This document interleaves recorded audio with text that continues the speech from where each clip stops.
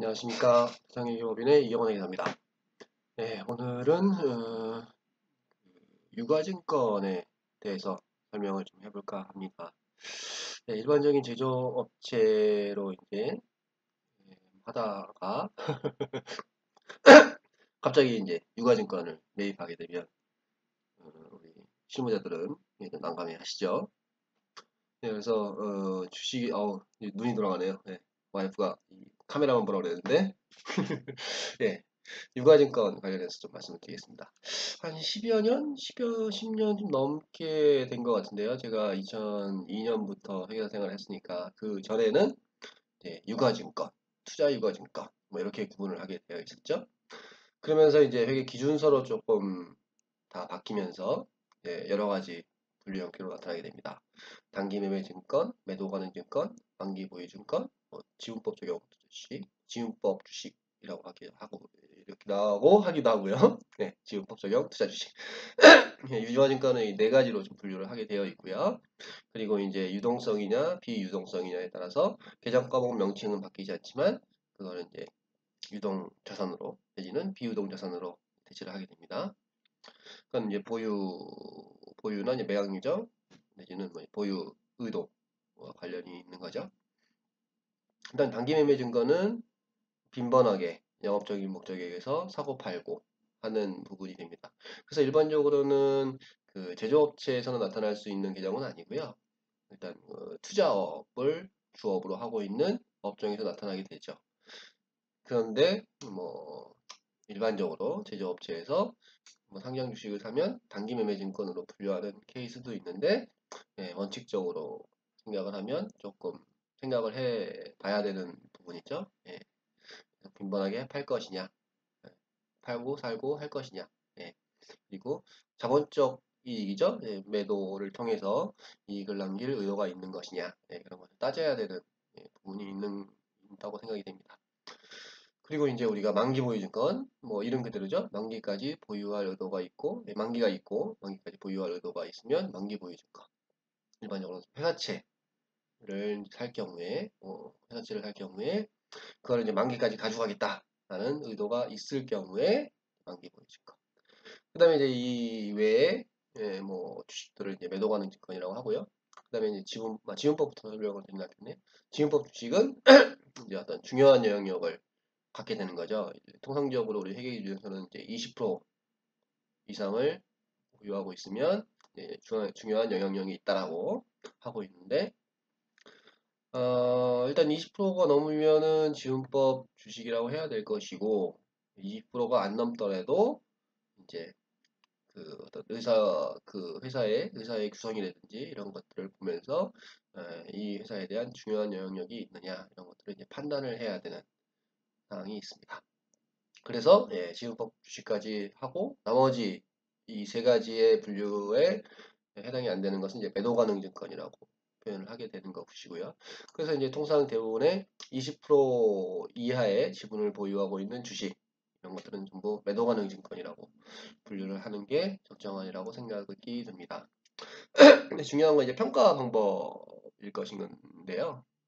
단기 매매 증권은 평가의 시가와의 차이를 손익 항목으로 영업의 손익 항목으로 해야 되는 것이고 만기 보유 증권은 조금 어렵죠. 유효이자율법이라고 해서 이제 매년 이제 상각하는 방식으로 상각이라는 표현을 쓰면 또 헷갈리실 것 같은데 근데 사실은 실무적으로는 이제 좀 취득원가로 계속 하는 게 일반적입니다.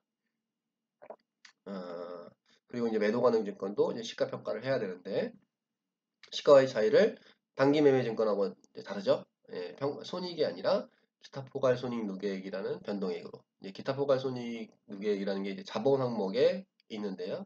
결국 이제 평가 손익을 자본으로 그냥 손익으로 놓지 않고 결국 이제 보유 유도가 어떤 시세 차익 단기 매매 증권은 시세 차익인데 매도 가능 증권은 시세 차익이 아니다 보니까 손익으로 인식하지 않고 어떤 기타 포괄 손익 누계액이라는 자본 항목으로 갖다 놓는 것입니다.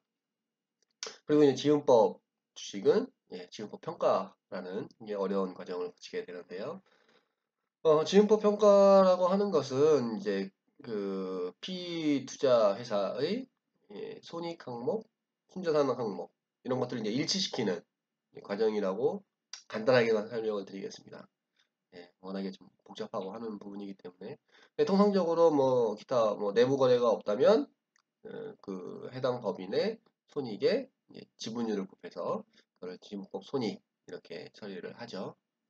여기까지만 좀 설명을 드리겠습니다. 그리고 이제 평가 말고 손상이라는 부분이 있는데요. 그리고 이제 뭐 어떤 사람들은 그러죠. 평가를 했는데 왜 손상까지 하느냐. 예, 조금 다른 개념입니다. 평가와 손상은 다른 개념이고 결국 그러니까 평가는 했는데 이 회사가 뭐 이 회사의 어떤 주식 가치만큼 실현되기가 쉽지 않다, 어렵다 라고 했을 때는 평가 플러스 이제 손상 처리를 하게 됩니다. 뭐 이런 예로는 뭐 상장 주식이야 어떤 주가가 있으니까 평가에서 좀 그치는 경우가 많고요. 대신에 이제 뭐 비상장 회사의 경우에는 뭐 자본 잠식이라든지 어떤 유동 비율이 굉장히 안 좋다든지 회사의 재무제표가 굉장히 안 좋을 경우에 손상을 하게 되는데요. 또 하나 그 이유는 이제 비상장에서는 시가 평가를 할 수가 없기 때문에 결국 시가 평가를 못하니까 손상에 대한 부분을 좀 빡세게 처리를 하는 경향이 있죠. 예. 원칙적으로는 이제 회계 기준에 의해서 비상장 주식도 이제 평가를 해서 시세 차이 부분을 전에 말씀드렸던 여러 가지 그 어떤 계정 과목으로 처리를 해야 되는 게 일반적이지만 시세 평가를 매년 할 수는 없잖아요. 그래서 어쩔 수 없이 좀 뭐 시가 평가는 하지 않고 손상 검사를 좀 하는 뭐 이게 지금 말씀드린 게 뭐 회계 기준은 아니지만 하지만 이 중소기업은 이제 시가가 없는 주식에 대해서 시가 평가를 하지 않을 수 있도록 하고 있기 때문에 이 점 참고하시기 바랍니다. 이렇게 어렵게 됐죠? 세무를 조금 더 넘어가 볼까요? 세무는 뭐 평가를 인정하지가 않죠. 뭐든 뭐 단기매매증권이든 뭐 매도가능증권, 만기보유증권, 뭐 지분법 또한 그 평가를 인정하지 않고 뭐 손상도 특정 조건을 만족할 때만 인정을 하기 때문에 사실 이제 평가와 손상으로 인식한 회계적으로 인식한 부분은 세무적으로 전부 다 부인됩니다.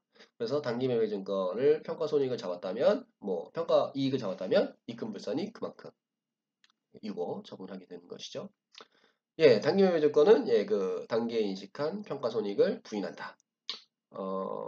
만기보유증권은 그 사례가 좀 없고 그렇게 원칙적으로 회계 처리를 하는 경우가 드물기 때문에 요건 패스. 매도가능증권은 그 기타 포괄로 인식을 했기 때문에 만약에 이익이 났어요. 그러면은 매도가능증권 이익 100원, 평가 이익 100원 이렇게 기타 포괄 손익으로 처리를 하겠죠. 세무적으로는 부인입니다. 그래서 입금불산이 100원 유보 처분하게 되죠. 다만 이제 기타라고 되어 있죠. 단기매매증권하고 다르게 손익이 아니라 기타 자본으로 되어 있기 때문에 이렇게 입금불산이 100원 해놓으면 자, 회계적으로도 손익에 영향이 없는데 세무적으로는 손익에 영향이 있게 돼버리죠. 그게 이제 기타 포괄로 갔기 때문인데 결국은 이제 양편 조정이 일어납니다. 입금불산이 100원, 입금산이 100원. 이건 이제 기타 처분되고요. 이 부분은 이제 양편 조정이 돼서 결국 과세 세금화와는 상관이 없게 되는데 이렇게 생각하면 어떠실까요? 우리 정기 오류가 있었을 경우에 이제 세무적으로 부인되는 경우 일단은 기타에 대한 부분을 해당 손익으로 변환하는 세무조정이 일어나거든요. 그러니까 매도가는 증권 평가 이익 100원을 하고 했으면 일단은 세무적으로는 이게 부인돼야 되기 때문에 입금 산입 100원. 다만 이게 기타로 처분되죠. 근데 이제 세무적으로는 이거에 대한 거를 이제 인정하지 않기 때문에 다시 한번 입금불산이 100원 유보. 이렇게 좀 설명을 할 수도 있을 것이고 그 다음에 회계적인 평가에 의해서 매도가능증권 자산이라는 금액이 커졌으니까 세무적으로는 그걸 줄여줘야 되죠. 그래서 입금불산이 100원 마이너스 유보 이렇게 나온다. 이렇게 생각을 하셔도 될 것 같고요. 그냥 드립다 외우셔도 되고요. 매도가능 증권은 양편 조정으로 입금산이 입금불산이 동시에 나온다. 근데 이제 처분이 중요하고요. 유보로 처분하느냐, 기타로 처분하느냐가 중요할 것이고요. 이게 또 이연범위세 회계를 하시는 법인에서는 또 헷갈리는 부분이죠.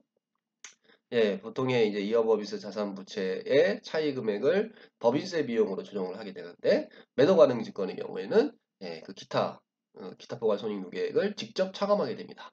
예, 요게 또 이제 이연법인세 회계 쪽에서는 또 포커스가 될 것이고요. 예, 이상으로 좀 그 유형자산 관련된 유가증권 관련된 설명을 좀 드렸고요. 예, 뭐 10분만으로는 좀 뭐 한계가 있네요. 예, 그래서 하나하나 나중에 기회가 되면 좀 상세하게 설명을 드리도록 하겠습니다. 감사합니다.